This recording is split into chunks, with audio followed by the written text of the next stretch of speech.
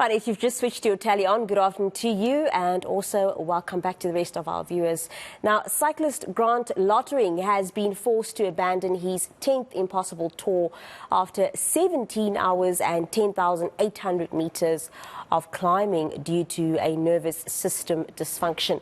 Now, the event took place at the Alpe d'Huez in France. To get more details on what exactly happened, we're joined live by the man of the moment, Grant Lottering himself. I must also say he's all the way in Texas, so it's a huge time difference. So thank you for waking up early. I hope you've already had a cup of coffee so that you can have a chat with us. So quickly, briefly, for the benefit of our viewers, Grant, can you please just define for us what it means to have a nervous system dysfunction? Yeah, good morning. It's great to be on the show. Thank you. Well, basically, there are different types, but in my case, my involuntary function started. My body's not regulating it properly. My heartbeat, things like that. My power that I was able to put out into the pedals, all that started to dysfunction. And generally, it's a result of stress quite often. Now, we're still learning a lot about this. A lot of athletes have it, and they're not even aware of it. But in my case, it was very much as a result of physical and mental stress, particularly over this year, and also as a result of my accident in 2013. But so yeah, my bodily functions are just not operating optimally at the moment. Yes, so before we talk about the stress and before we go back to 2013, because I actually was going to ask you about that as well.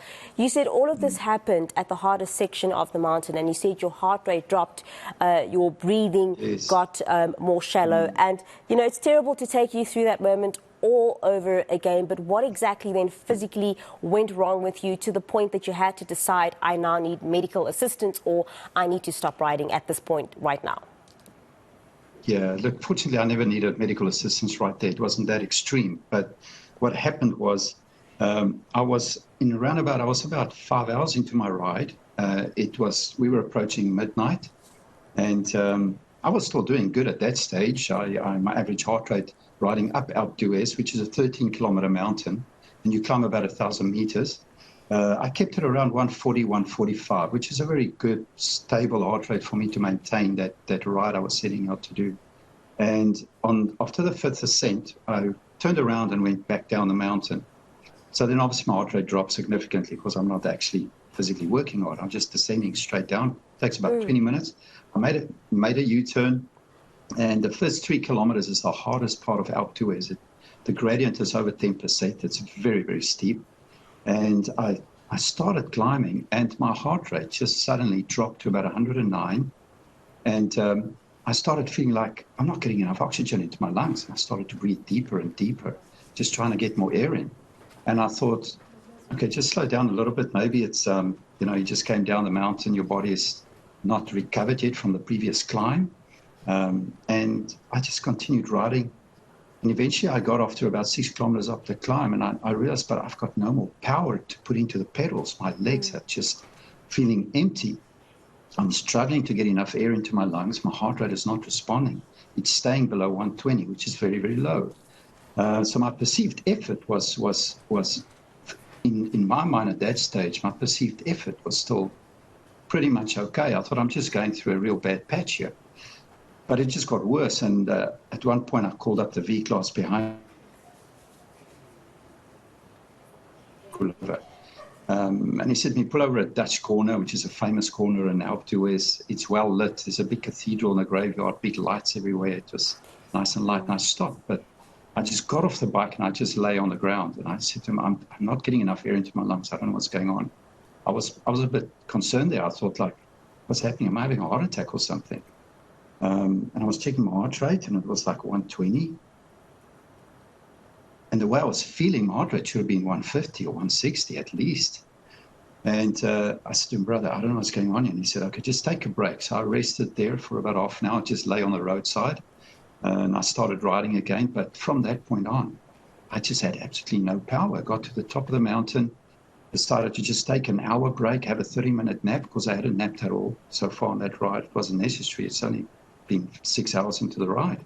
And I thought that would help, and woke up feeling a bit fresher, descended back down the mountain and turned around, started to come back up, and there was just no response whatsoever. So from that point on, Wow. up until I just really pushed so hard just to get up the mountain every time. There was just nothing in the legs, and I had no idea what was going on. Grant, I want to ask you two questions in one because I'm not sure if these two are interlinked. And I want you to tell our viewers the importance of taking note of your stress, because you said you had, you said this can happen due to stress, and it could be different types of stress. And you said for yourself it was physical as well as mental. And recently, actually, a personal friend of mine also had an issue, and they, a mental stress, and they just weren't sleeping. And I said, well, the two can actually be that they can be linked. So if we go back to March, you had said that dating back to March, you realized that something was wrong, and you actually were considering consulting a neurologist. Did you ever consult the neurologist firstly? What exactly was wrong, and is that linked to the stress that you say is what affected you now when you had this this dysfunction of yours? Yeah, it was definitely linked to that. I did a big tour in January through the Southern Cape on the Cape Cycle route, which took me about 37 hours. It was under extreme heat. My average ride temperature was way above 30. It took a lot out of me. And from then I started preparing for my tour in California in June. And I never had heat stroke after my ride in January. It wasn't that severe, but I really struggled to recover from that ride. It took me quite a while, much longer than on previous tours. And I noticed from about March, I would, funny little things would happen. I would just walk into a wall as I'm trying to, in a passage. I would pick up a glass and it'll just drop out of my hand. And I would like, hello, what was that about? And I also found that my memory started, and my concentration became very, very poor. Whereas I would work on a document, it'll take me half an hour. Now it took me a whole day. I just couldn't stay focused and concentrate. And I thought, this is not normal. I've never experienced this before. Am I perhaps overtrained? A lot of times overtraining symptoms are very similar. You're lethargic, you want to sleep a lot, concentration's not good, that type of thing. But I'm an intelligent rider. I know my body. I've been doing these tours for almost 10 years. I was definitely not overtrained. And I spoke to a few friends of mine and my brother. I said, something's wrong. I think I need to get to a neurologist, just have my head checked out, see if something's okay there, I never did that because I then ended up going through to California and I did another tour, and it was an extremely tough tour, 51 hours. Came back, had a good break, but when I arrived in the French Alps to prepare for this tour, I found I was consistently tired. Even if I rested, I didn't have the power that I could put through my pedals that I used to have. And I never realized that. I just thought I need to rest more. I might be a bit overtrained.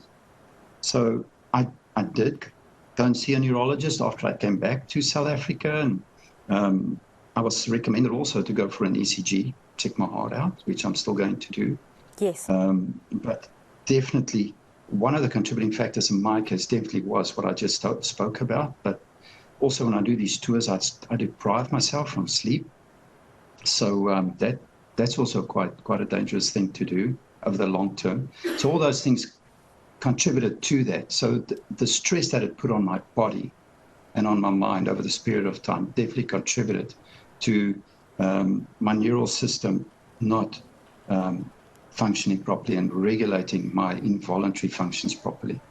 100%. Grant, we are completely out of time. I have so much more to ask you because I wanted to speak to you about 2013, the Italian Alps. And I'm learning so much about this. Well, yes, we had to be defibrillated twice at the scene, and unfortunately we don't have time to talk about that right now, but hopefully we can get you back on another occasion and speak to him then. And just in basic terms for our viewers, what that means with him having to be defibrillated twice is that basically they had to try twice to bring his pulse back. That's what that would have meant, which is extreme. So the fact that he managed to, all these years later, get back into cycling is absolutely amazing. What is the lesson to learn here? When your body says something is wrong, listen to it.